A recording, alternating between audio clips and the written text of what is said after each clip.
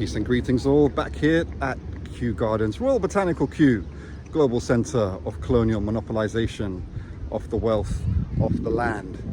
It's that duality, that union between the darkness and the light, the death, the corroding and the growing and the abundance.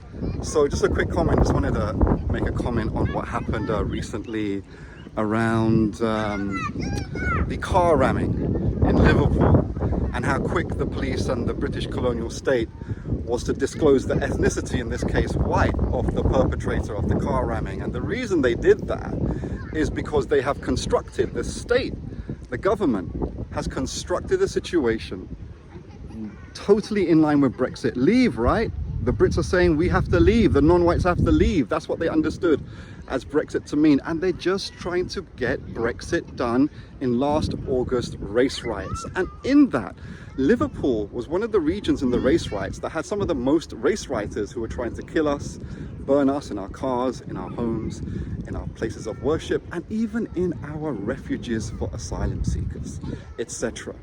So what we have to understand is that with the car ramming incident, the authorities have made a new development in disclosing those they have arrested as suspected for this particular crime. This is new. And this actually, despite a lot of left-wing colonials saying that it was a good thing to try and somehow calm down the violent mass racism in Britain, actually it's a very dangerous precedent, which means every social incident similar to it of any kind becomes immediately a violently racialized issue.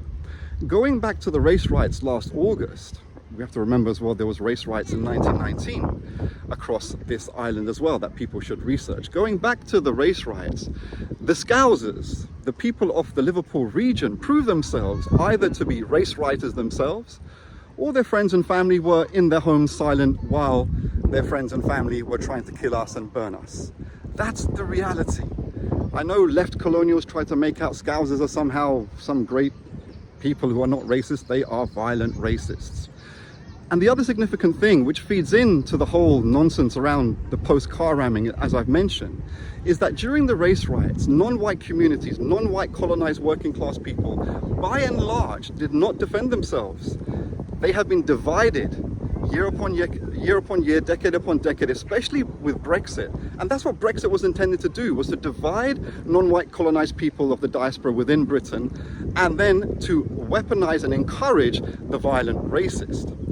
And in regards to that, there's actually a youth in Birmingham who's been sent down for 28 months for defending the community against the race riots. And that's an interesting thing to look into. So going forward, the challenge remains, and there's no sign of it, that colonized people stop falling for the divide and rule. Stop falling, pitting Africans against Caribbeans, Caribbeans against Asians, and so forth. Like Malcolm X said, like Steve Biko said, like Walter Rodney said, like all the revolutionaries said, like Dedan Kimathi and the Mau Mau and the Kenyan Kikuyu resistance revolutionaries said, we have a common enemy that we must unite around. That's the challenge. Is anyone up for it? Clearly not so far. But that puts us in a very vulnerable situation going forward, as we can see that another national race riot is about to erupt any moment.